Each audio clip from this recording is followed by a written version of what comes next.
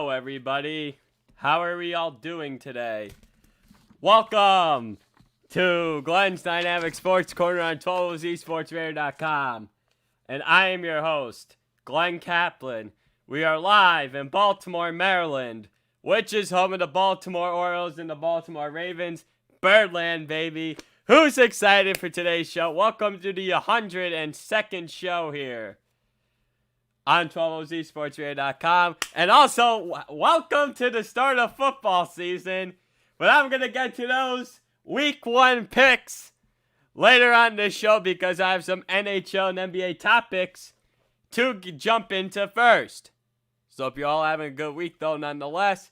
So, use promo code 12OZSports, all cash for deposit bonus up to $1,000 from my bookie. Let's start with, as I did on Monday with 7th Heaven, let's start with 7th Heaven again. But this time, there is a forced 7th Heaven Game 7 between the Boston Celtics and the Toronto Raptors. And that game was utterly crazy. A 125-122 win by the Toronto Raptors over the Boston Celtics. And it appeared as if Toronto was done after... looked like they were going to be done after Game 3. OJ Anunoby hits the shot. Then Toronto ties the series at 2. Boston wins Game 5. Oh, and it seemed like as Toronto was going to be done. They were down by 12, as many as 12 points I saw in the first half. They were down. It seems like that when Boston hit a shot and late in the fourth or overtime, Toronto's like, I'll just match this. We'll play match for match. It's like a game of horse. Basically what it's basically what? Basically a Gundy. That's a bad analogy. But they basically play with their lives on the line, basically. The Raptors, and it's like, we're still alive for a Game 7. And I picked the Boston Celtics to win this series in 7. Now I'm not so sure how that's going to happen tomorrow with that game scheduled for 9 o'clock. Let me just say this. All I have to say is that the Toronto Raptors' will and grit and guts to win is just utterly crazy. It's utterly crazy. Because Kyle Lowry, he played out of his mind. The Harpy Heart sold the Toronto Raptors after Kawhi Leonard left. Last year it seems like, hey, we got to a Game 7 Eastern Conference semifinals without him, and I know the Eastern Conference isn't as superior as the West, but this is a credit to Nick Nurse and his coaching staff. So Kyle Lowry, 33 points, 60% shooting from the field, 8 rebounds, 6 assists, 1 block, and 2 steals. Now, when Toronto was up by 1 in the double overtime, Norman Powell made some clutch plays, made an and one, and he did some other fantastic stuff. 23 points, 54.5% shooting from the field, 2 rebounds, 1 assist, 1 block, and 2 steals. I mean, he usually comes off the bench. And this Toronto Raptors, and Pascal Siakam's been average in this series. But if he steps up in Game 7, then I love Toronto's chances to beat the Boston Celtics. And I know, and you know what's funny? Speaking of Boston, I'm going to get on their fan base here. There's a Twitter page of Boston Sports. And I tweeted at them the other day. This was after Game 5 was over. When they were talking about how Nick Nurse and the Toronto Raptors were crying about the referees and the whole 9 yards. And I said, when you talk about another team complaining about the refs, I sit here being like, I would keep your bleeping mouth shut because all you guys do when you guys lose is bleep and complain about the refs. And that's exactly what you did last night when your team lost, is complain about the refs. And yes, I know they were flat out hot garbage. Yes, I know I'm not going to sit here and be all whatever about it. I know they were bad. I thought there was a point in the game. It was in the either first overtime, second overtime. I thought it was Kemba Walker, Jaylen Brown got fouled. And yes, we could talk about the phantom flagrant foul on Jason Tatum all we want. But I'm not gonna sit here this morning and be like, oh, what would have happened? Would it have been a different outcome? Let's not play the what-if games, please. the game's over with. You got a Game 7 to win. And yes, Toronto might be in their heads. But let's just say this. Just like in the World Series last year with the Houston Astros and Washington Nationals, where every team won the road game. And yes, I know there's no fans. I get it. But it still technically counts as the road team. So we might have it for the second time within a calendar year. When I mean within a calendar year, I'm going from the end of October to within the October. That's what I mean, not 2020. That's what I mean when I talk about that. And in the game, Jaylen Brown, 31 points, 36.7% shooting from the field, 16 rebounds, 2 assists, and 2 steals. Jason Tatum, 29 points, 42.9% shooting from the field, 14 rebounds, 9 assists, 2 blocks, and 2 steals. And Tatum, the heart and soul of the Celtics, played pretty well in this game, but I don't think he's really been the same. As for Kemba Walker, someone better needs to put out an arrest warrant or something because he's MIA. He was MIA in Game 6. Kemba Walker was absolutely MIA in Game 6. If Kemba Walker doesn't step up in Game 7, I'm telling you right now, the Celtics are not winning Game 7. If Kemba Walker only scores 5 points in Game 7 like he did last night, they're not winning Game 7. And I would love to be right about the Celtics winning this series, as I did exactly in 7. The problem is, you got the Toronto Raptors, who are the defending champions, and I think I've said this in my mind a bunch of times. And this is the case with the Toronto Raptors. Refuse to lose. That's the case with the Toronto Raptors. Whenever you think they're out, and Stephen A. Smith acknowledged it on First Take this morning, props to him, he thought the series was over, and he's like, I gotta give props to where it's due to Nick Nurse and that Toronto Raptors team where you think they're out, but they're not. So I'm curious to see how Game 7 is going to go. And the Miami Heat are just sitting there like, sitting pretty. And for all you WWE fans out there, there was an interesting video yesterday that after Game 7 ends, that because of how tired the Toronto Raptors and the Boston Celtics are, that Jimmy Butler's just going to, I guess, put 2 guys down, smack them with chairs or whatever. And then the WWE ref is going to be like, 1, 2, and 3. And it's just going to be like, winner! I could so see that happening. That's just funny. I said my Uncle Frank on Twitter. He's like, yes. And I showed it my dad and my other brother. It is so funny, Jake. So, all right, moving on from the, not the NBA, but that series. So, what else happened across the NBA? Oh, yes, the Los Angeles Lakers and the Houston Rockets. What a surprise! That LeBron James and Anthony Davis is outplaying James Harden and Russell Westbrook in big and clutch moments, though, nonetheless.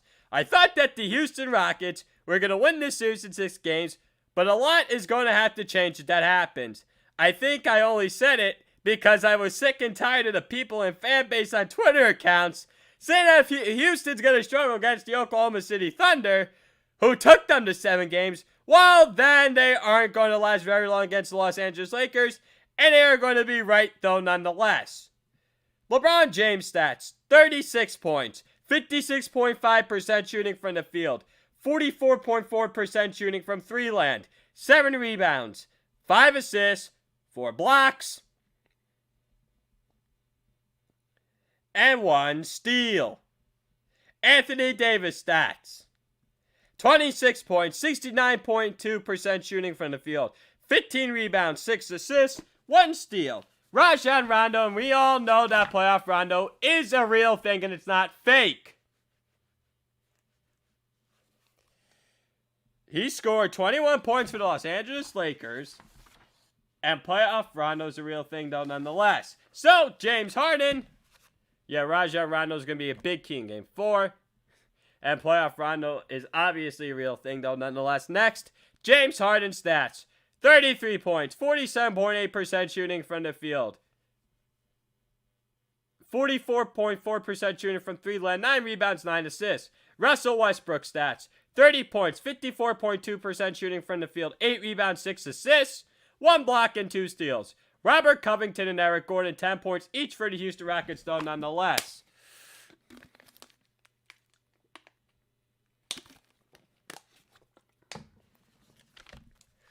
All right. So, Covington should be good to go in Game 4 after he banged his head on the floor in Game 3. And Daniel House Jr. will not be playing Game 4 for the Houston Rockets, simply for the reason of potential violation for COVID testing. There was potentially something that a female tried and gave him a COVID test inside the in his hotel room. NBA's investigating it. I'm curious to see how it's all going to wind up. 7 o'clock tip-off on TNT tonight, Eastern Time. And with Robert Covington playing, Covington and the rest of the squad, they're happy that he's playing. It's very good news, though, nonetheless. Next up in the NBA, the Clippers and the Nuggets. Oh, yikes. I'll get to that one in a minute. So, the Clippers won Game 3, 96-85, and I think they're going to wrap it up in Game 5. Denver just looks tired. I don't think they're going to be coming back from a 3-1 deficit this time. Now, will they have their opponent, just like the Utah Jazz, right where they want them? Just kidding. And playoff Kawhi Leonard continues to be a real thing for the Clippers. 30 points. 45.5% shooting from the field, 11 rebounds, 9 assists, 2 blocks, and 4 steals, Montrezl Harrell, 15 points, 60% shooting from the field, and 2 rebounds. Nikola Jokic, 26 points, 47.8% shooting from the field, 11 rebounds, 6 assists, and 1 block. Jamal Murray, 18 points, 40% shooting from the field, 4 rebounds, 7 assists, and 1 steal. Now, Lou Williams and Paul George played great for the Clippers last night, but Michael Porter Jr. is going to be a stud for the Nuggets moving forward, and he's going to be a potential superstar. And I'm telling you now, Jeremy Grant, Gary Harris, or whoever else better enjoy their last game with the Denver Nuggets, because I'm telling you all now, enjoy the train ride or whatever else, because I'm telling you, they're going to make a trade for Bradley Beal to Washington Wizards in the offseason. I'm telling you right now, it's coming. As I marched on this show, though, nonetheless, next up, the Miami Heat and the Milwaukee Bucks. This is what I wanted to talk about afterwards, after the Boston-Toronto Game 6, but here I am now. So, this is the end of another disappointing season for the Milwaukee Bucks. Let the rumors of Giannis Antetokounmpo staying and being traded begin. They could potentially pursue Chris Paul in a trade, but teams like the Los Angeles Clippers, the Miami Heat, the Golden State Warriors, the Dallas Mavericks, the Toronto Raptors, and the Boston Celtics could maybe pursue a trade for him, though, nonetheless. Could we also say that Antetokounmpo is a little bit overrated with winning Defensive Player of the Year over Anthony Davis of the Los Angeles Lakers and also Rudy Gobert of the Utah Jazz? I don't think he should be MVP over James Harden of the Houston Rockets, Luka Doncic of the Dallas Mavericks, or LeBron James of the Los Angeles Lakers. And speaking of Lakers, Max Kellerman said something great the other day, that Giannis does. Remember where Jay Williams is like, Giannis is a Scottie Pippen, needs his Michael Jordan, and I agree with Max Kellerman. He needs a Shaquille O'Neal, needs a Kobe Bean Bryant. I agree with that. And there's no other questions asked about it.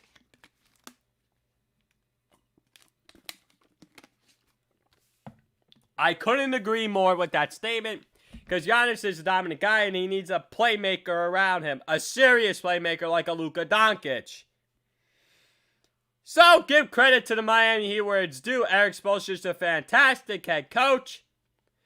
But on to Antetokounmpo at the end of the day. Giannis Antetokounmpo could say all he wants to the media. I ain't buying his bluff he wants to stay with the Milwaukee Bucks. I'm really not buying it. He only has 1 year left on his contract. And let's face it, folks, he isn't coming back to the Milwaukee Bucks after the 2020-2021 season. You can bucket that there is no way on this planet Earth that Giannis Antetokounmpo is coming back to Milwaukee Bucks on this back next year. I'm telling you, Giannis Antetokounmpo is not coming back. And if he does come back, then that's a great bet in Vegas. Because he could go to the New York Knicks, which I don't see happening. First of all, that's not happening. He's not going to the New York Knicks. Giannis Antetokounmpo, my 3 favorites for him is the Golden State Warriors, the Miami Heat, or the Toronto Raptors. And I like Dallas Mavericks in the 4th. Not the 4th quarter, but the 4th favorites. That's what I think. And someone said maybe the Portland Trail Blazers. But would they be willing to break up CJ McCollum? That might be the price. Maybe you have to break him up. But it would be an upgrade. Excuse me. From Giannis Antetokounmpo to CJ McCollum. Yeah, maybe that would maybe be the Kobe Bean Bryant, Damian Lillard in Portland. So that would be interesting. So here, maybe the Philadelphia 76ers could be another team. But what do you want? Antetokounmpo and Ben Simmons on the same team who can't shoot? And they have a decision to make if they want to trade Ben Simmons or Joel Embiid. So, game stats, Jimmy Butler stats, 17 points, 66.7% shooting from the field. 10 rebounds, 6 assists, 1 steal. Tyler Herro stats, 14 points, 50% shooting from the field, 42.9% shooting from 3-land, 8 rebounds, 6 assists, 1 block, and 1 steal. Goran Dragic also scored 17 points for the Miami Heat, though, nonetheless. Chris Middleton stats, 23 points, 32% shooting from the field, 22% shooting from 3-land, 7 rebounds, 6 assists, and 1 steal. Dante DiVincenzo stats, 17 points, 55.6% shooting from the field, 4 rebounds, 1 assist, and 1 steal. Brook Lopez also scored, what do you have, 11 points for the Milwaukee Bucks, though, nonetheless. So, yeah. So, you could say Jimmy Butler is like the Kobe Bryant down there. And remember, Kobe Bean Bryant influenced a lot of people. And Jimmy Butler's got that dog mentality. And that's why they're in the conference finals. And the Philadelphia 76ers, they should have re-signed him. You know Butler's heart and soul of the Miami Heat. I mean, come on, they'd be nothing without him. You think they'd be in the conference finals without Jimmy Butler? Are you insane? And as for Brook Lopez, which scored 11 points for the Milwaukee Bucks, though, nonetheless, I mean, it's just like, well, moving on from the NBA, on to the National Hockey League. Can someone explain to me how the Tampa Bay Lightning just keep them finding ways to win? I mean, you can put cinder blocks on their skating legs, and they could just find a way to rip it off and find ways to win. For sure, I thought that New York Islanders Tampa Bay Lightning game with the game title one was for sure going to overtime. Until, once again, they make a big play. They kept peppering shot after shot late in the game on Semyon Varlamov. And with around 9 seconds remaining in regulation, Nikita Kucherov scores the game-winning goal on a beautiful pass by Ryan McDonough. 1951, elapsed in the third period, and they have a 2-0 series lead.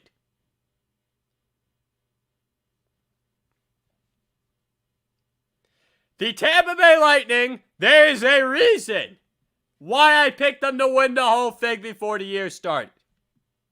And don't you think for 1 second that this Tampa Bay Lightning team has all the ingredients to win it all.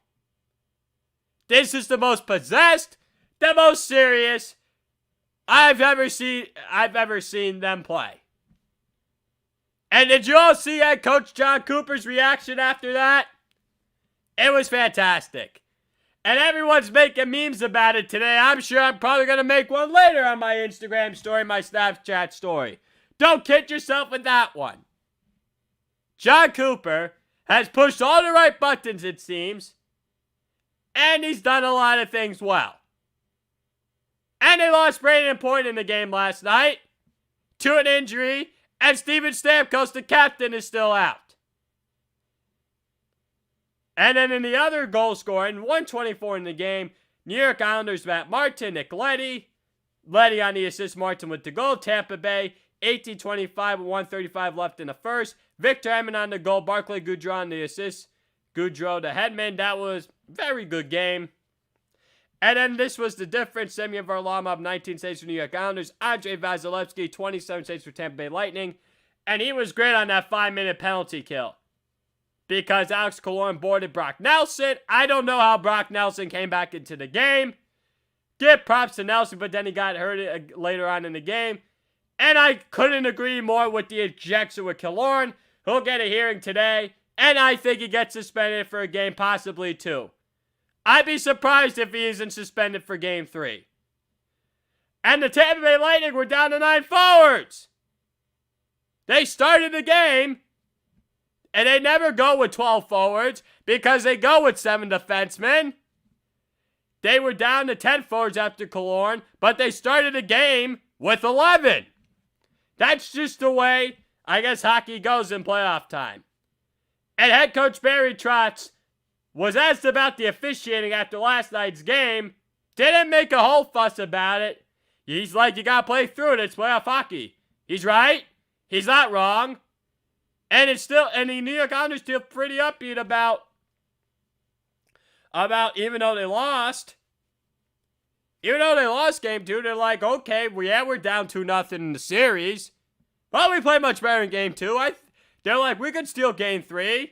They know that they're in a must-win game 3 situation on Friday night. They know it. They know if they don't win game 3, that it's probably over in game 4. On Sunday afternoon. And what did I say on this radio show?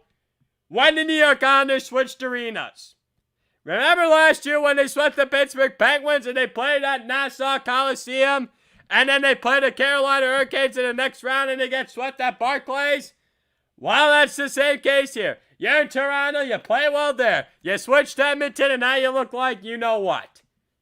And I guess it's the truth, but I'm also telling it how it is. And Thomas Greiss is probably not going to start again for the New York Islanders in these playoffs as he hits the free agent market. Semyon Varlamov is enjoying it before Ilya Sorokin probably takes his job next year. And then Andrei Vasilevsky isn't going to lose the net, obviously, to Curtis McElhinney unless he gets hurt, which I don't see happening. So let's see what happens. Because I think Andrei Vasilevsky might be the Conn Smythe, and I didn't agree with my Uncle Frank about it, but he's looking like... Vasilevsky is looking like a Conn Smythe trophy candidate. So, along with Andrei Vasilevsky, Brayden Point, Nikita Kucherov, though, nonetheless. And now let's get into my last hockey recap before we get into something special on this show. All right. Dallas Stars and Vegas Golden Knights. That was first 2 games were blah. Let's face it. The Dallas Stars, they won game 1, 1-0. Then Vegas won game 2, 3-0. Maybe there'll be some more pop and juice in game 3. I'm not buying it. It could be another boring game. As I've said, this felt like another dull game in the Western Conference Finals, though. It'll be a tight series. I said Dallas is going to win this series in 7. The Stars, but we shall see. Scoring decides to pick up in this game, though, nonetheless, as in we'll see in game 3. There were no goals scored in the first period and also the third period. Vegas struck gold a few times in the second period. Paul Stastny scored .453 in the second period. It was assisted by Max Pacioretty and Brandon McNabb. William Karlsson scored a goal, 8:24, Kobe B. Bryant time, into the second period on the power play. Yeah, nothing like scoring on My obsession with numbers, Kobe Bryant time. That's funny. On the power play, it was assisted by Shea Theodore and Paul Stastny. Thomas Nosek scored a goal for Vegas as well with 14:32 in the second period. 5:28 remaining in the second period, though nonetheless, it was assisted by Chandler Stevenson and Nicholas Roy. Anton Khudobin recorded 24 saves for the Dallas Stars and was pulled out through the second period. Jake Ottinger recorded 5 saves for the Dallas Stars in the third period, and he made his NHL debut. And will be the future in net for the Stars. Though, nonetheless, despite having Ben Bishop for the next few seasons, and Anton Khudobin will be an unrestricted free agent at the end of the season, though, nonetheless, Robin Leonard posted his second consecutive shutout for the Vegas Golden Knights with 24 saves, though, nonetheless. Ladies and gentlemen, please drum roll. Now it's that time. Now that I cheered your ear off for the first 25 minutes of the show with NHL and NBA recaps, let's get going into Week 1 predictions of the NFL season. Okay, before I get into my Week 1 picks, for all my followers and for all of my listeners out there, this is how I do things. For if you did not tune in to any of my NFL previews last year, this is how I do things around here. I will have preview the Thursday night game first. That's always the first game I preview. Then I preview. Then next, I choose a game of the week, an upset special, and the biggest blowout of the week, and then the rest of the games.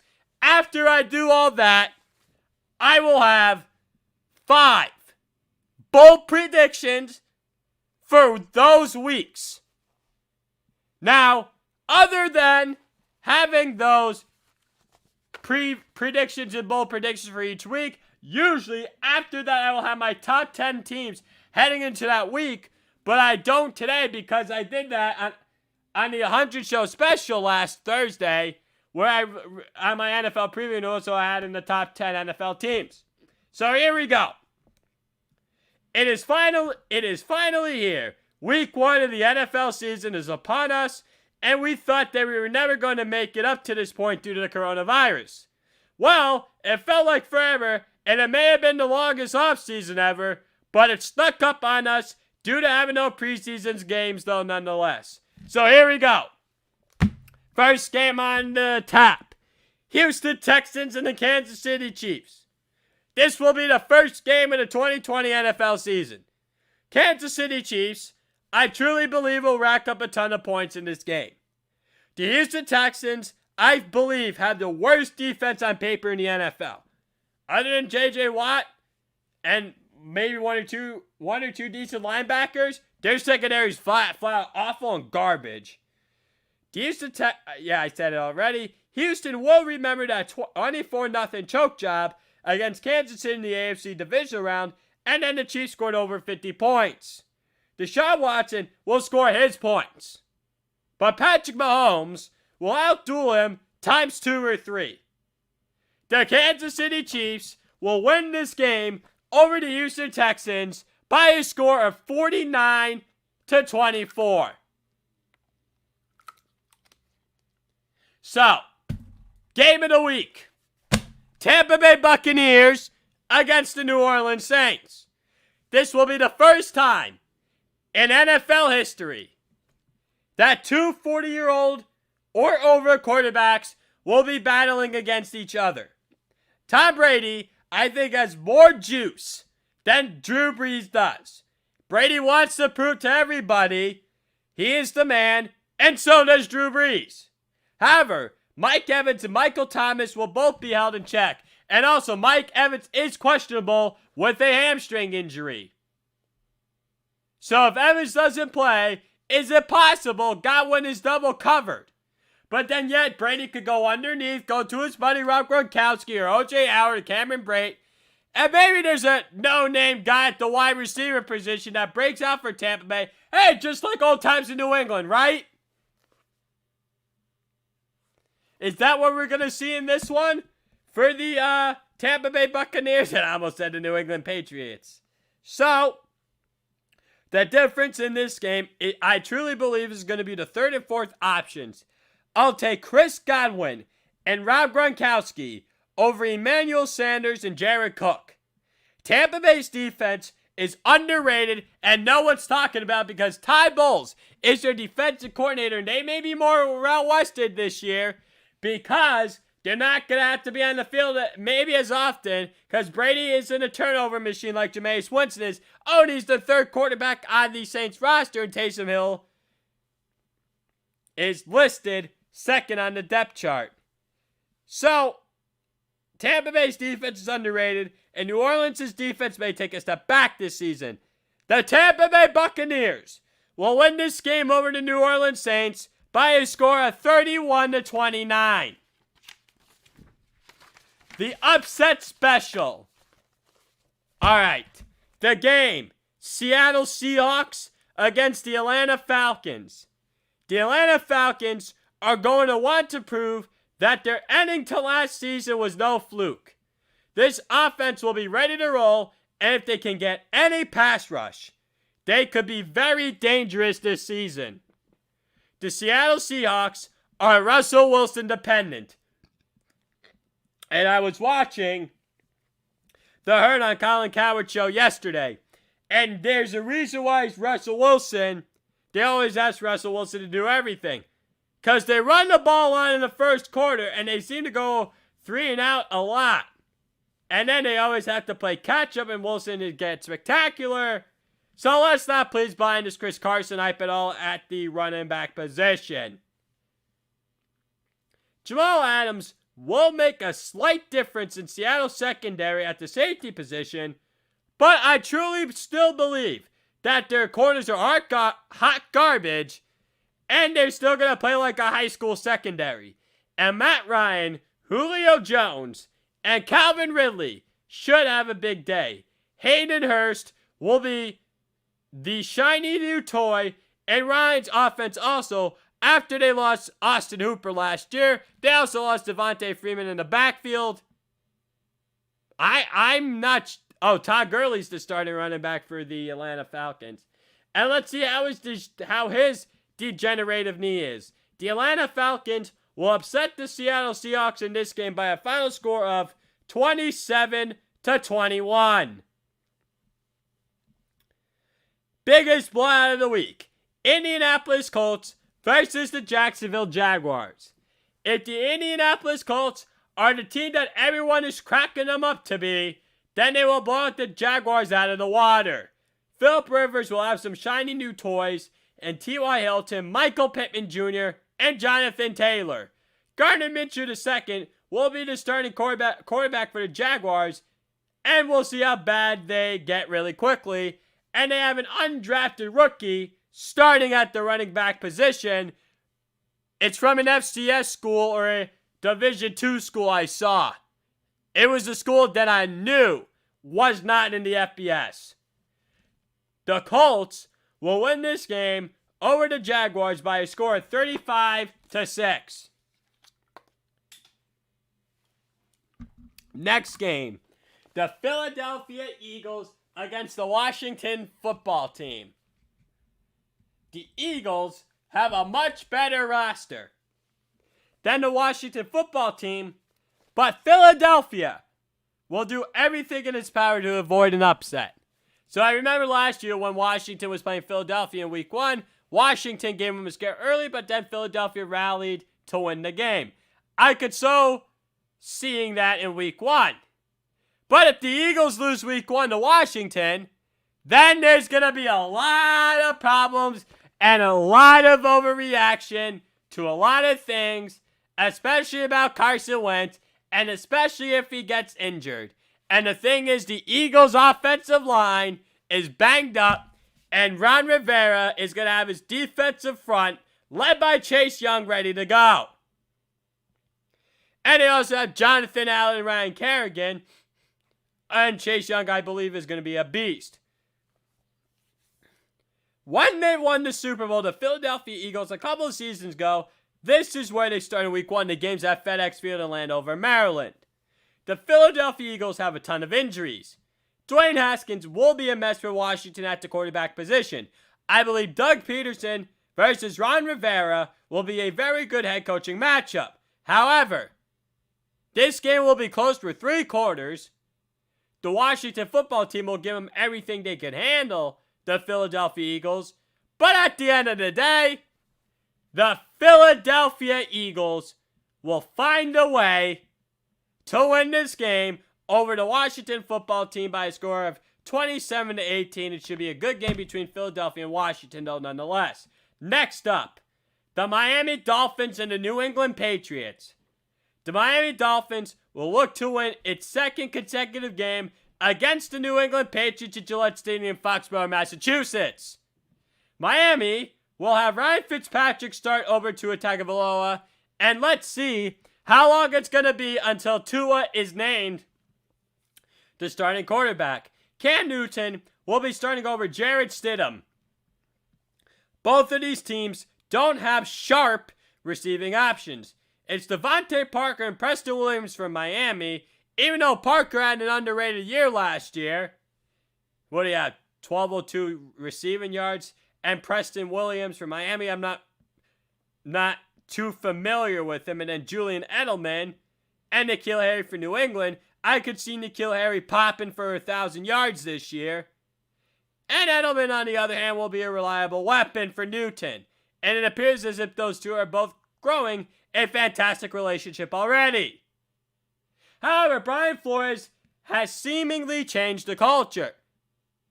And would I be surprised if the Dolphins stole game 1 first game?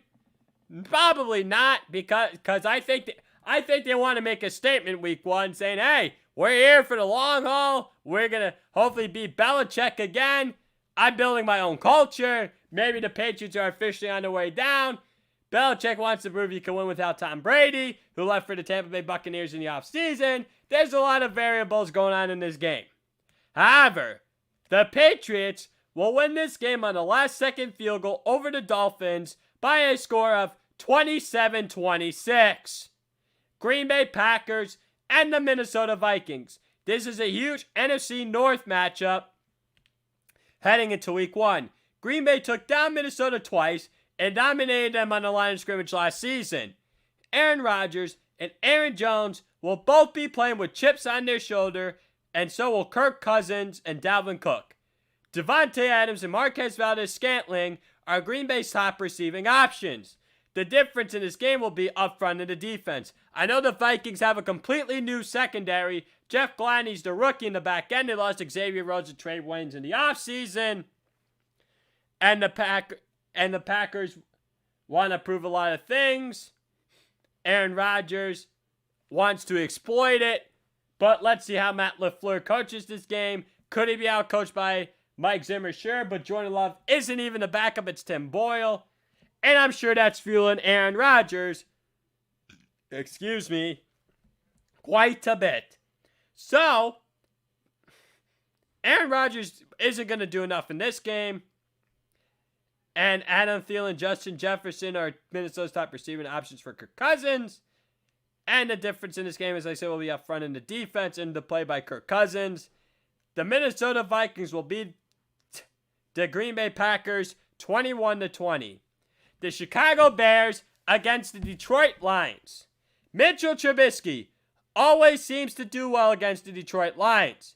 However, Matthew Stafford, Matt Patricia, and others on Detroit need to prove themselves in a make-it-or-break-it season.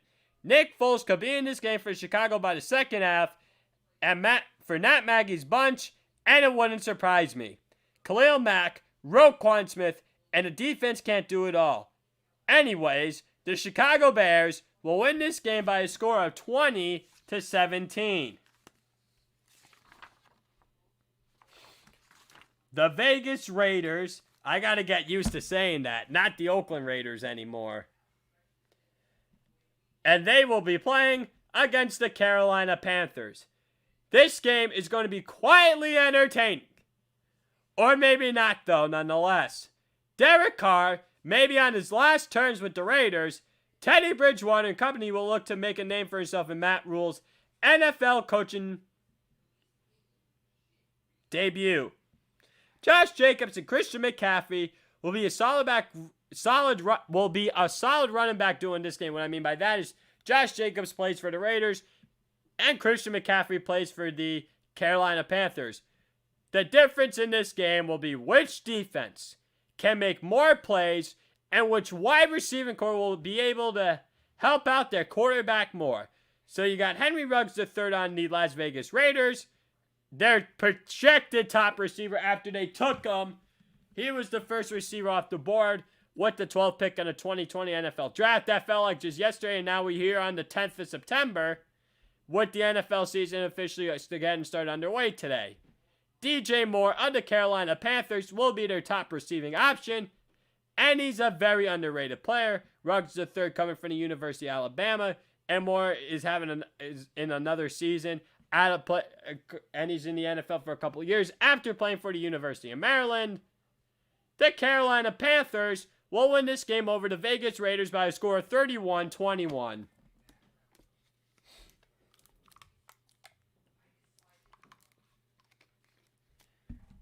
New York Jets, Buffalo Bills.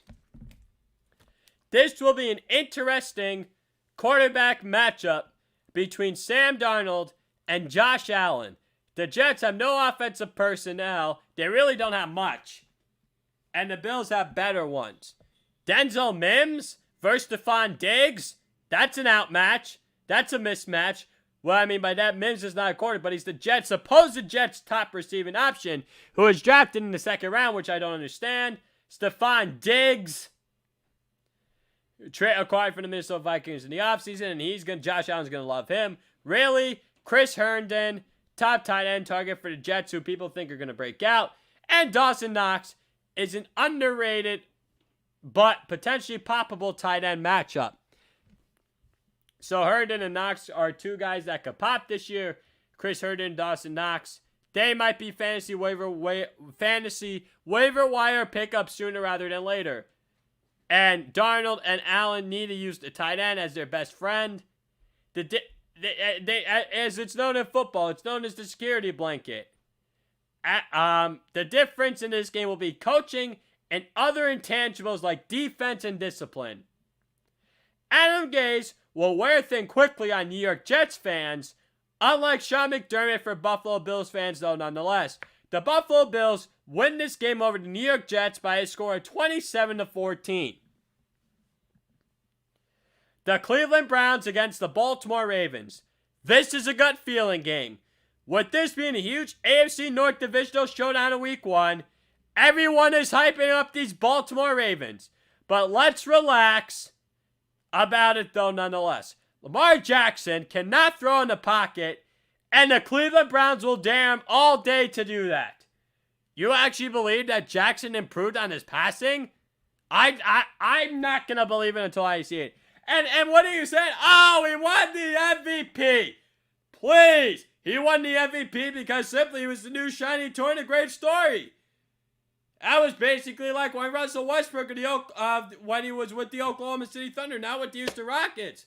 He won the MVP because of the new shiny toy triple-double. That's why he won the MVP, and that's why Lamar Jackson won the MVP. You really, if you actually believe Lamar Jackson is the best player and best quarterback in the NFL, please go check yourselves. Seriously, go check yourselves. And that includes you, Baltimore Ravens fans, because I'm telling you something right now. Cleveland's coming down to M&T Bank Stadium in Baltimore, Maryland, Week 1. Myles Garrett, Denzel Ward, and that defense is going to prove something. And I'm telling you, Lamar Jackson did not play great against the Cleveland Browns last year. And you better believe they were watching that Tennessee Titans film, and so were a lot of the other teams. And no, I'm not trying to say that the Ravens aren't going to win the division, because I do have them winning the division, but I do also have the Cleveland Browns making the playoffs. And oh yeah, I have the Browns somehow making the playoffs against playing the Ravens and then beating them later on.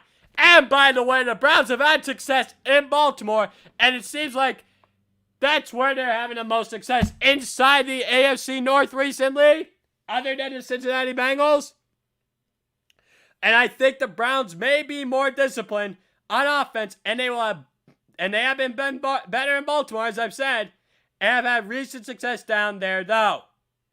Baker Mayfield will be ready to show up, and I believe he's going to outplay Lamar Jackson. 100% believe it's going to happen. Nick Chubb and Kareem Hunt could potentially outplay Mark Ingram to second Gus Edwards. And that was the problem last year with the Ravens. Remember that 91-yard, 92-yard touchdown run, a kick-out block? Send Chubb all the way down. I got him fantasy team. That'd be great if I saw that happen. But that's why they brought in Calais Campbell to stop the run. And that's also why they drafted Patrick Queen at linebacker. That's also why they did that. But,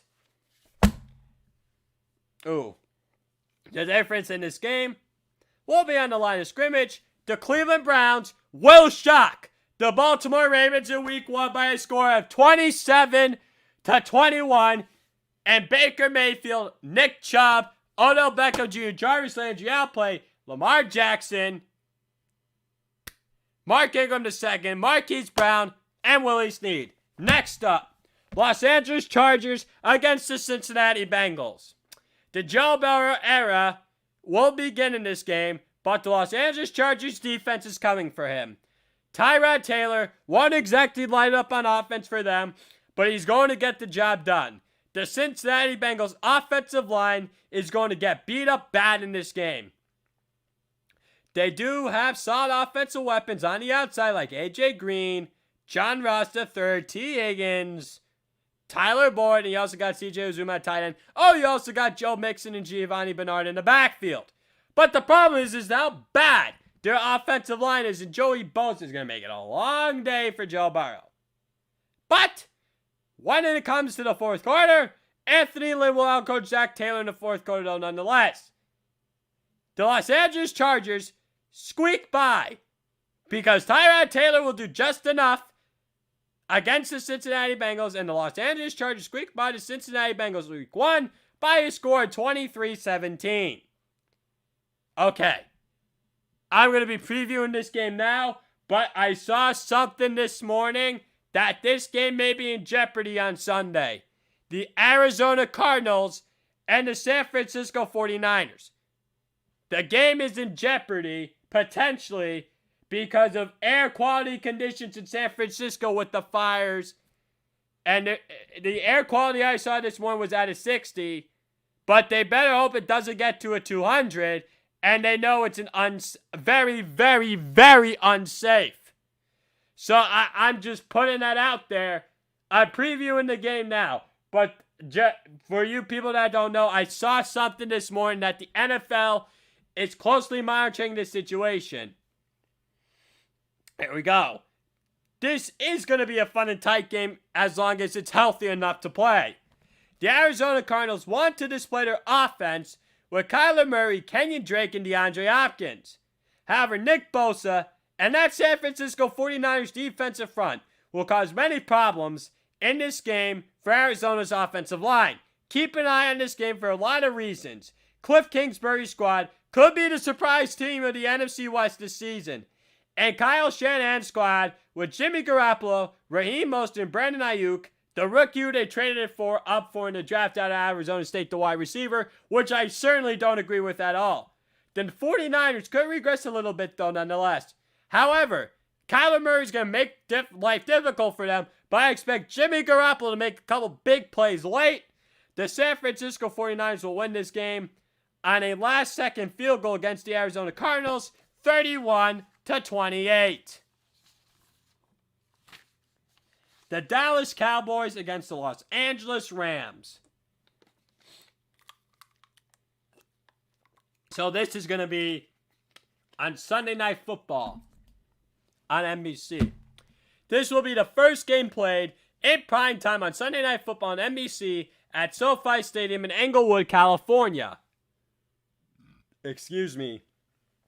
So the Los Angeles Rams and Los Angeles Chargers will be sharing stadiums, just like the New York Giants and New York Jets do in East Rutherford, New Jersey at MetLife Stadium. The Dallas Cowboys are completely loaded on offense, and I don't think the Los Angeles Rams defense has the same juice anymore despite having Aaron Donald. They lost Corey Littleton at linebacker, but they still have Jalen Ramsey, who signed to a contract extension. though nonetheless. Dak Prescott has all these top playmakers, and Jared Goff may not. Amari Cooper, CeeDee Lamb, and Michael Gallup versus Van Jefferson, Cooper Kupp, and Robert Woods. Mike McCarthy should outcoach. Actually, not could.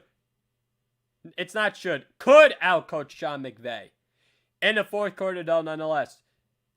And I think Mike McCarthy, in some ways, might be better at X's and O's than Sean McVay.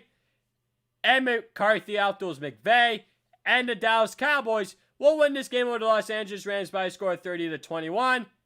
And we may see some more credit about McCarthy at this game. And some less credibility about McVay's coaching style, though, nonetheless. Here we go.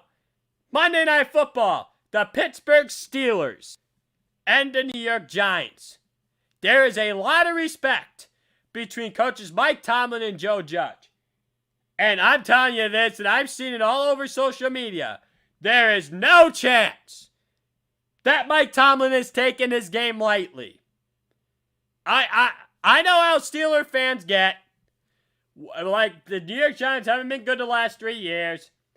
And if the Steelers lose to the New York Giants, which I think is very possible, that all the Steelers Pittsburgh fan base is going to be like, it's typical Pittsburgh. This is typical Pittsburgh. We're playing down to a competition. And yes, they're not wrong about it. They're not wrong, because I complain about that with the Pittsburgh Penguins all the time.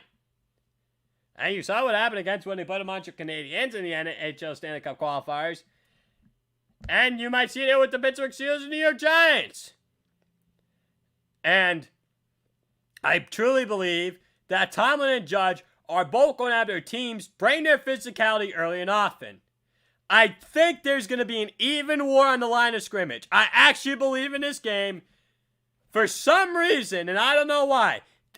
I know the Steelers got the better up front because of TJ Watt, Bud Dupree, Cameron Hayward, Devin Bush. And I know the Giants defensive front's not great. But their offensive line's much improved with Andrew Thomas and Cam Fleming up front. And you got Will Hernandez in the middle of that. It may be able to cancel things out. And as long as Daniel Jones doesn't fumble the ball, may be okay. So, I think the team that makes the fewer mistakes and the team that controls the line of scrimmage longer is going to find a way to win. So, I actually wrote J.J. Watt in the script, not T.J. Watt. Oops.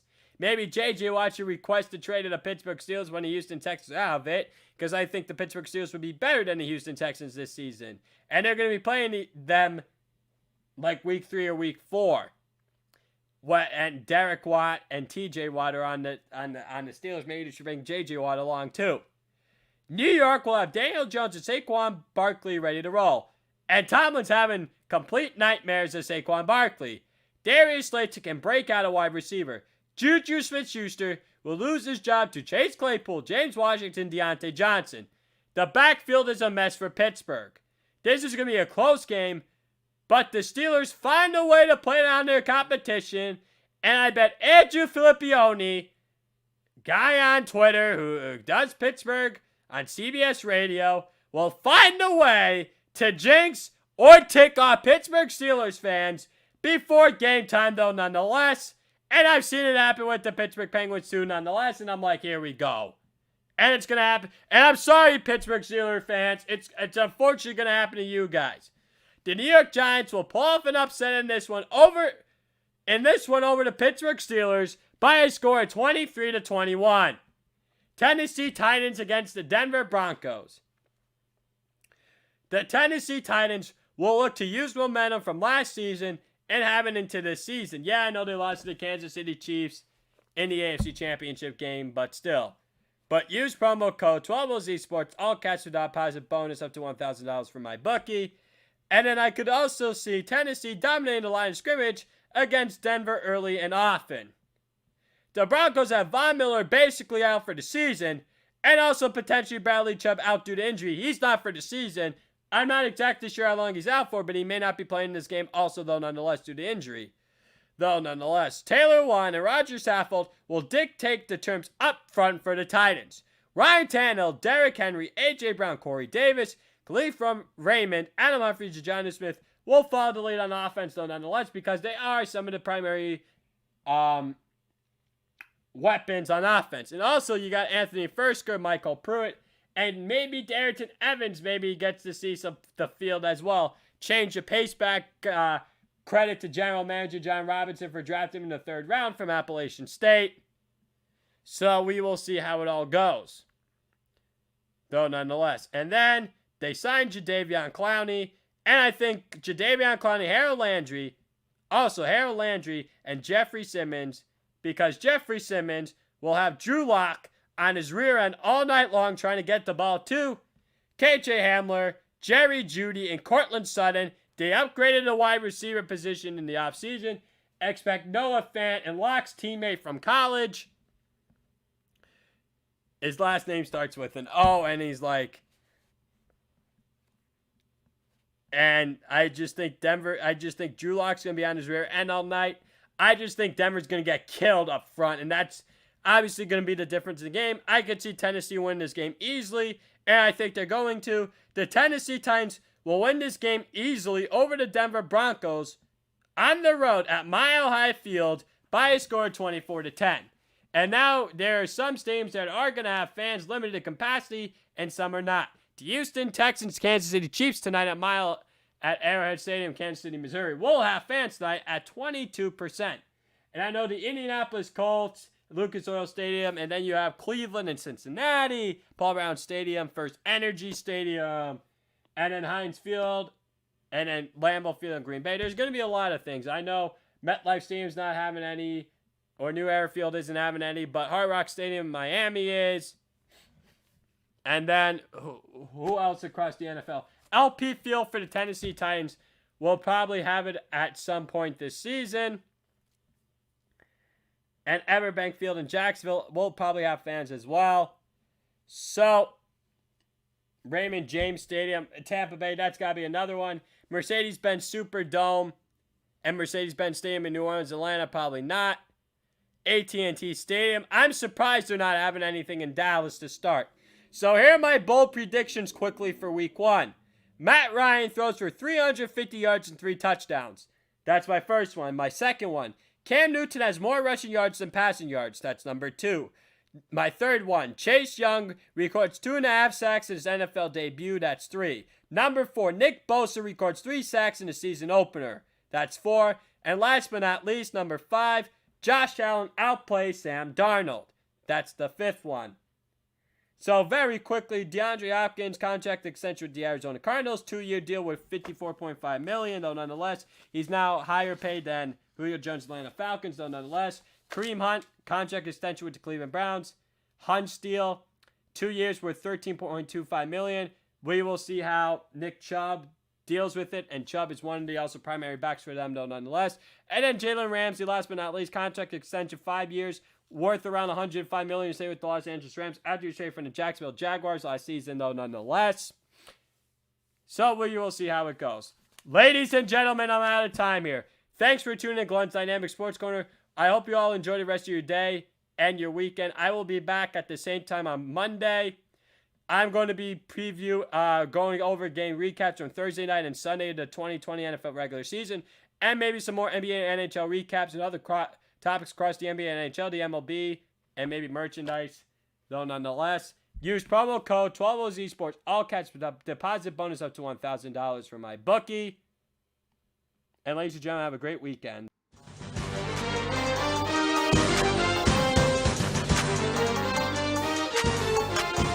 Are you ready for the King of the Ice?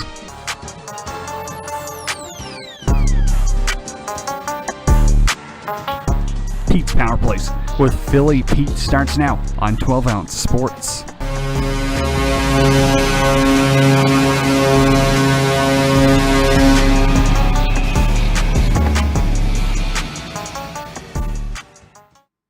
The time has arrived, ladies and gentlemen. Welcome to the final episode of the week. This is the September 10th, 2020 episode of yours truly, Pete's Power Plays, hosted by the one, the only, King of the Ice himself, Philly Pete, and we are live on 12 Ounce Sports and Zingo TV, channel 761.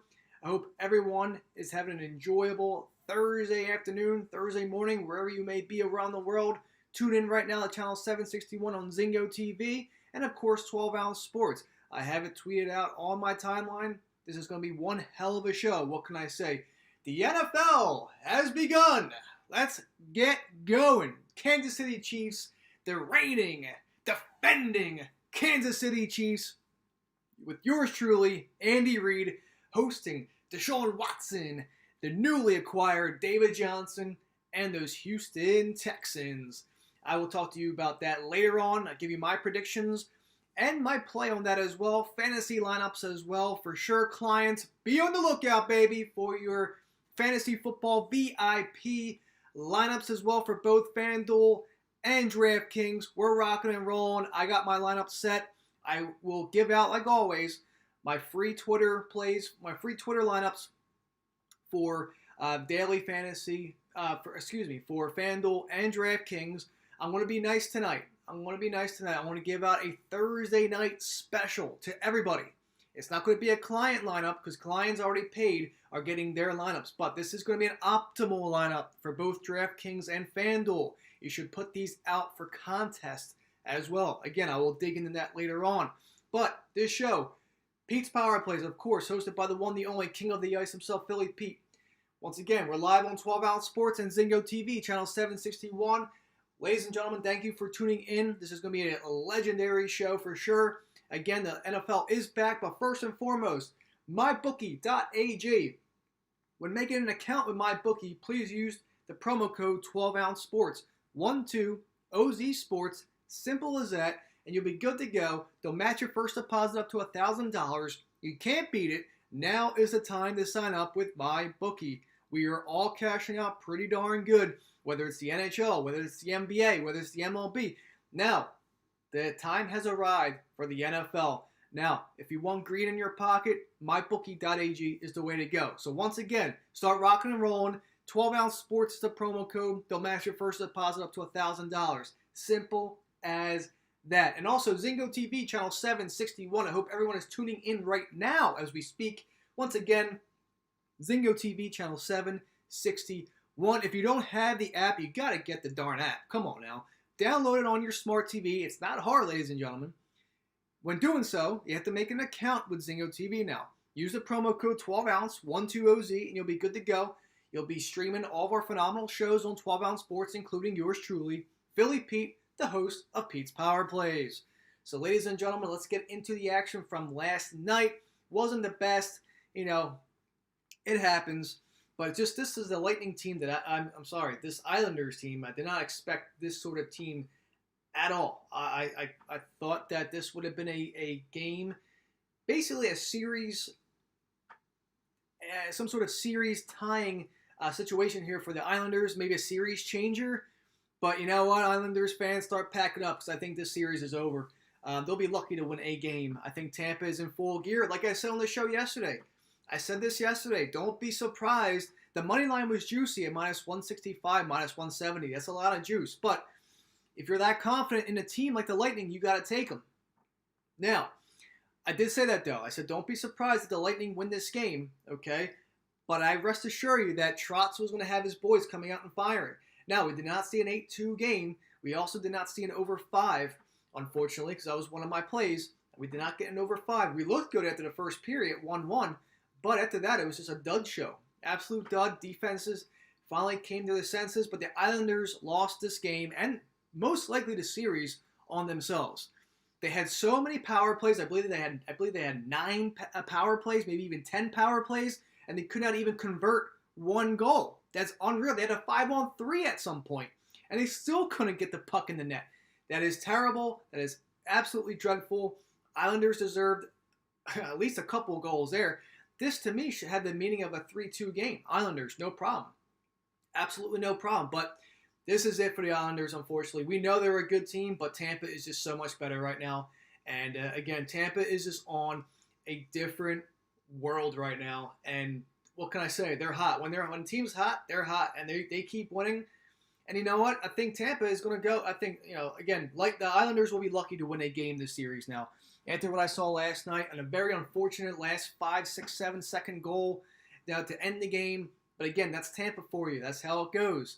Trotz had their men in shape. He had his guys in shape, ready to rock. They weren't giving up 8 goals again. But unfortunately, that's how the cookie crumbles. They did not do anything on the power play side. They couldn't convert anything last night, and that's their loss. So I say night, New York Islanders, and might as well start getting the golf bags ready to go to hit the front 9 wherever you may go. And sayonara. I hate to say it, but I think this is the Lightning series for sure. And hey, look at that. The clients of mine that signed up from September have that rockin' 9-1 Tampa Bay Lightning Stanley Cup future looking mighty good, my friends. Looking mighty good. So once again, those clients of mine that signed up since September, let's go, baby. Let's go. Another 2 more wins, and we are in that Stanley Cup Finals at 9-1. So again, a lot of guys that I know that are clients of mine put down at least $1,000, maybe more, on the Lightning to win the Stanley Cup. So there you have it. Hell of a payout. Am I wrong there? I don't think so. Still a good payout at 9-1. So Tampa clients, guys are looking good. Now, tonight, we have Game 3, Vegas and Dallas. But first and foremost, let me go over my plays from last night. So I had the Islanders, Lightning over 5 at -140. That was shifting up or down. I had this locked in at over 5 yesterday afternoon at -140. It went to 5.5 at +115, and then it dropped back down to -135. So that to me tells you right there that Vegas wants you to bet the over. They're expecting you, and the game, they're expecting you to take the over because after game 1 shellacking 8-2. But again, I said this on my show yesterday. I was on the Islanders. I was on the +1. I was on the over 5.5. I did like the Islanders last night, even the money line at +150. But that did not make the cut. But of course, if you tune into my show Tuesday through Thursday, you know exactly where my leans are, what my other plays are that aren't on my timeline. So this is why it's important that you all, ladies and gents out there that tune into my show, you have to pay attention because, like I said, not all my plays on my list, not all my plays that I talk about on my show are on my list. I just single them out, the ones that I like. My clients get the most confident pick, obviously. Then the rest of the Twitter plays is basically ones that I like, on my own too. But there are other plays on my show that you could actually wager on as well. So there you have it. But the over 5 lost, unfortunately, after a good first period. Islanders +1. That was a push. I really expected this Islanders team to show up and score more than 2 goals at least, because look what happened last series against the Flyers.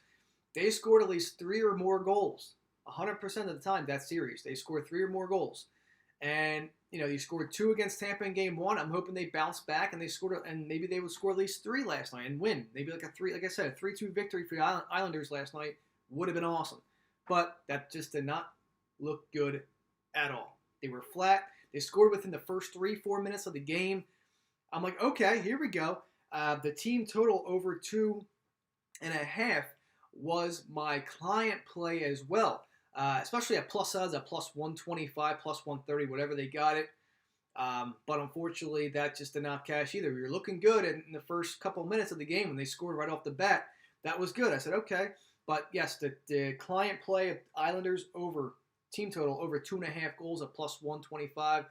That was a loser as well. 0-2-1 on the evening. Obviously, like I said, so many chances for the Islanders, especially on power plays, especially being on a 5-on-3. They could not convert that at all. That just is the likelihood of me saying, adios, Islanders. See you guys next year. That's just how it is. Listen, they pushed Flyers to 7 games. They should have won the series in 5. Simple as that. Or even swept them. They should have. But Tampa is on a different time zone. They're on a different world. Like I said a long time ago on my show, that Tampa is just a team of destiny after what happened last year, getting swept by the Columbus Blue Jackets. And don't get me wrong. Don't get me wrong. When the pandemic started back in March, I had a show in April mentioning that it would be the Flyers and Vegas Golden Knights in the Stanley Cup. Well, honestly, I think about 95% of the world was on Vegas and Flyers in the Stanley Cup. The more I looked at everything after I mentioned it, to my extent. So there you have it. But again, it did not surprise me, and it won't surprise me, that after last year's sweep from the Columbus Blue Jackets, that this Tampa Bay Lightning team is just primed for a cup. And man, do they look like they're ready to rock and roll and hoist Lord Stanley at some point. So that's why I'm saying you take the voucher ticket like my clients did at 9-1, you're looking mighty, mighty good. But unfortunately, last night, 0-2-1. And now my overall season record right now stands 623 wins, 461 losses, and those lovely 28 pushes that gives me a grand total right now of plus 136.6 units on the season. Again, one hell of a run, one hell of a year.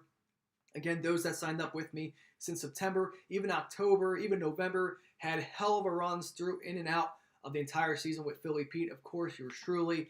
Last year, like I said, my clients had, and overall, Twitter, my overall units last year was 85 units. This year, we crushed it. And, we're going to be in triple digits for the rest of the NHL playoffs. So kudos to everyone that tailed this season. Kudos to my clients, of course, that tailed since the early stages of the NHL season.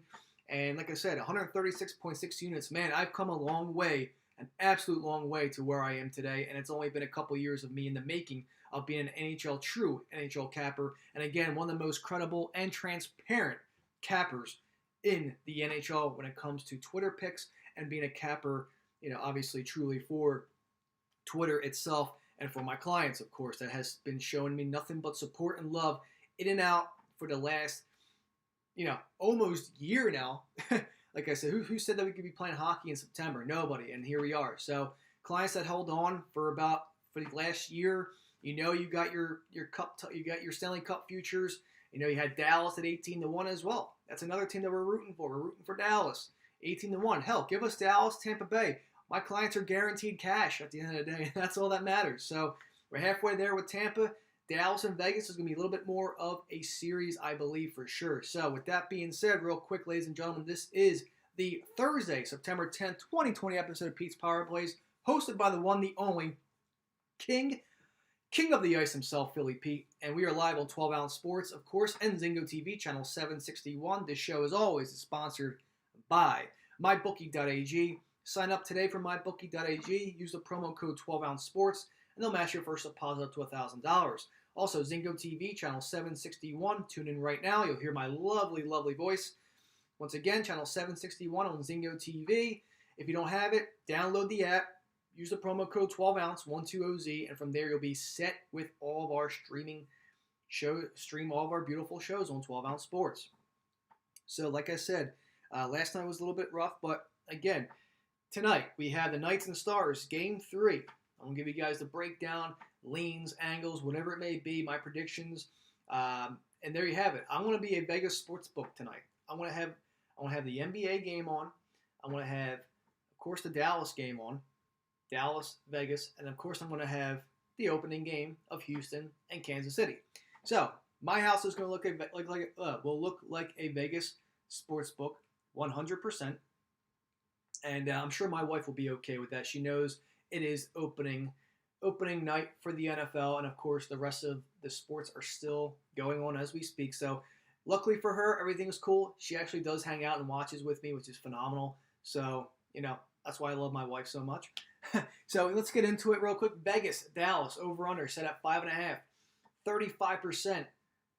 First off, Vegas minus 170 on the money line. Dallas plus 150 on the money line. So again, a lot of juice going into Vegas' way. 65% of the money is heading to Vegas, while 35% is going on to Dallas. Over-under, like I said, is at 5.5. Now, Vegas, 3-7 in their last 10. Dallas, 7-3 in their last 10 when it comes to the over-unders. Now, these two games have gone over. These two games have gone under. And, I just think that this is going to be another under situation. Okay, I know in game 1 I took the over, but I think, again, these games between these two teams, like I said, it's going to be tough. It's going to be absolutely tough. Dallas won game 1, 1-0, and Vegas won game 2, 3-0. This has under galore. Defenses are stepping up. Goalies are playing good. And to me, I believe this is going to be another under situation here. and just the trend is leaning under, and I'm sticking with the under. So I'm taking the under 5.5. Dallas and Vegas tonight, 8 o'clock Eastern time, of course, in Edmonton. I like that a lot. I also am. You know what? It's just this Dallas team. Just they'll fight. They're good. They are a really good team here. And but once again, I'm digging the under 5.5 at -130. It's a little juice, but that's okay. We'll take it. Just again, the trends are leaning under in this series so far, and I think it stays that way. So I like the under 5.5 in this game here. And moving on to the plus side of things, I like Dallas +1. +1 on the puck line. You can get that at +105. That is some really, really good odds here. Also, if you're not that confident and you want to take the puck line at +1.5, that's also fine too. That's at -160. Little juicy, absolutely juicy for a +1.5. Now, again, you could always take the +1, and at worst comes to worst, you push if they lose by a goal. If you take the +1.5, they lose by 1, you cash that out, but you're giving out more juice too. But I am a little bit more confident on the +1 with Dallas. They had a couple chances, you know that, but they just completely got shut out. Vegas looked really good on their game. I really do like that, but I think Dallas +1.5 on the puck line is a good play, as well as +1. This is the game. This is a game 3 now. Okay, it's a 1-1 series. Things are gonna get really, really tight. Okay, and I just like the way Dallas has been playing. Okay, they're on a good stride, and Vegas we know can get you anytime. But a good play here for tonight for me and for all of you. I do like the under 5.5. I also like Dallas puck line at +1.5, even +1. I do like them, and you know what? The +150 is a good number too, especially because, like I said, 35% of the money is heading towards Dallas money line. And I know Dallas is not the puck line covers. They're 15 and 26 in their last 41 when covering the puck line, and Vegas is 20 and 21. So they're about even. Dallas has a little bit of work to do, but again, this is like the nitty-gritty of the Western Conference Finals now, and you have a 1-1 series. Everyone's going to be playing their expectations. This is why I love the under. It's trending under. I'm sticking with the under. And I do like Dallas to cover the +1.5, even the +1. That's where I stand as well. If I had to sprinkle a money line play, I'd probably consider taking Dallas at +150 here. But again, it's the juice for Vegas is too much. That's why I'm strictly on the puck line here for Dallas. I know you're going to be laying -160. You're going to be laying a little bit of juice, but I'm very confident in Dallas. I like the way they've been playing, and I truly think that this is going to be a game 3 that we could see another 2. We could see a 1-0 game again. We could see a 2-1 game, maybe a 3-2 game. But I just think Dallas is that good, that they can keep up with Vegas. I really do. I really do like this Dallas team a lot. So, but in conclusion here, I like the under 5.5 Dallas Vegas. I also like Dallas +1.5 on the puck line. Even the +1 at +105. You're getting a little value there for the cover at +1 for Dallas. So there you have it. Game 3, Vegas Dallas, 8 o'clock Eastern time in Edmonton this evening. So there you have it. Moving on, real quick, and like I said, mybookie.ag. Sign up using the promo code 12ounce sports, and they'll match your first deposit up to $1,000. Simple as that. And Zingo TV, channel 761. I hope you all are tuning in right now. And if you don't have Zingo TV, download the app. Use the promo code 12ounce sports when signing up. And from there, you'll be streaming live all of our phenomenal shows, including yours truly, Philly Pete, the King of the Ice, hosting Pete's Power Plays. This is Thursday, September 10th, 2020. And man, the NFL is here. I love it. I'm glad football's back. They're apparently going to have. There's going to be some capacity in Arrowhead tonight. I mean, it's great. It's good to see some fans. Like I said, talking about AEW the other day, they're having live fans back as well. They're putting out at Daly's Place 10% as well. They all have masks on. They're all socially distanced, but 10% capacity is filled in that arena, and it's nice to see. It's really, really nice to see. It's nice to see the fans there. Unfortunately, there's going to be you can't have concessions. You can't drink. You could bring in like unopened waters or soft drinks, but any of the alcohol, boozing, and or food will have to be taking place in the parking lot before you walk in. Obviously, there's no concessions this season as of now. So there you have it. But ladies and gentlemen, the time has arrived. Houston versus Kansas City, the reigning defending Super Bowl champs, Patrick Mahomes and the gang, Clyde Edwards-Helaire, the rookie, who was also one of my first-round picks in one of my drafts this year. I expect him to have a great season. They're saying a lot of timeshare between him and Darrell Williams.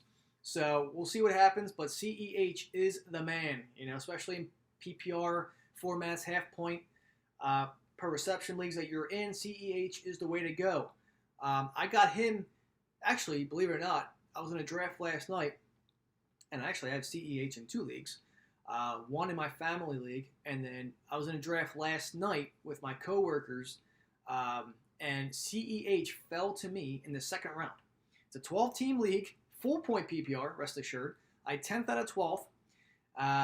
15th pick comes around, and I snag CEH. Somehow he was still there.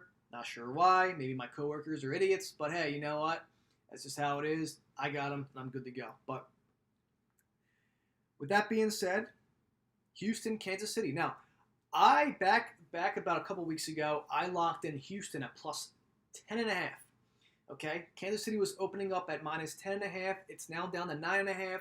Money obviously is swaying into Houston's direction here. Now it's at 9.5. You can get the 10 at some books here, but like I said, I'm on the plus 10.5. I love the 10. I even like the 9.5. Now, if you want to buy up to 10, I highly recommend you do it.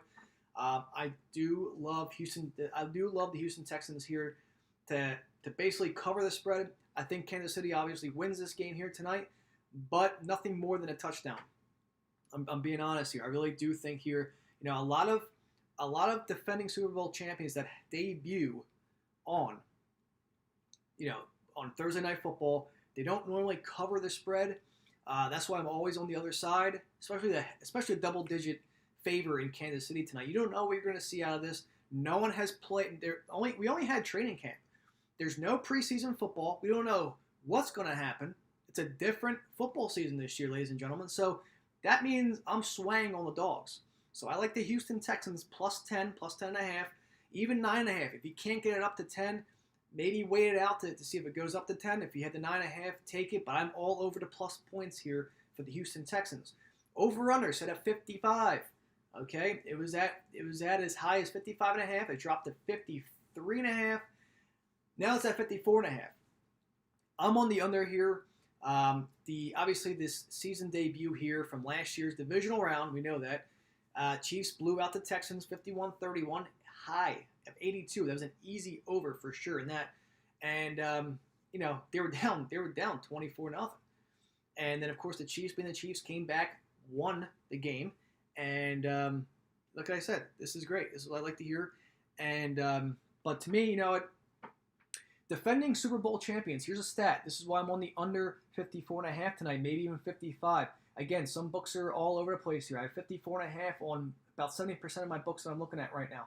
I do like the over 54.5. I mean the under 54.5. Defending Super Bowl champions 1-6-1 under on Thursdays the past 5 years, as well as 3-9-1 unders again in home openers since 2007. This is something to take advantage of and look at. Okay, this is a very popular public line, and honestly, I just like the under in this game. I really do. Again, Super Bowl champions, defending Super Bowl champions, 1-6-1 on the under on Thursdays the past 5 seasons, and the under as well has hit 3-9-1 in home openers since 2007. This is screaming at under. Take the under. I'm on Houston again, plus 10. Again, I got it at plus 10.5, but I love the Houston points here. Take the plus points while you have it, and take the under 54.5. That's Philly Pete's prime game of the evening, obviously besides my hockey, but my prime game of the evening, the NFL opener, Kansas City and Houston. Houston plus 9.5, plus 10, whatever you have, take the points, and the under 54.5. So there you have it. Now, for the last segment of the show, I got to talk to you guys, of course, about, well, my daily fantasy lineups. Simple as that. Now I'm getting this. I'm getting my information here. I'm getting the stuff that I like. So as far as this evening, now for fantasy football, for those daily fantasy football, basically those freaks that love daily fantasy football on FanDuel, on DraftKings, on Yahoo, whatever it may be, ESPN, including myself. Okay, Patrick Mahomes, Deshaun Watson, and Tyreek Hill should be your top picks when it comes to selecting your lineups tonight. Now, I basically have my clients already have their lineups. That's already been sent to them this morning before my show.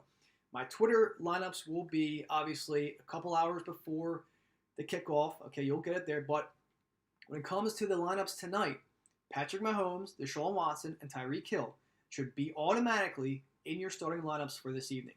Okay, it's a bold strategy. You have to do it.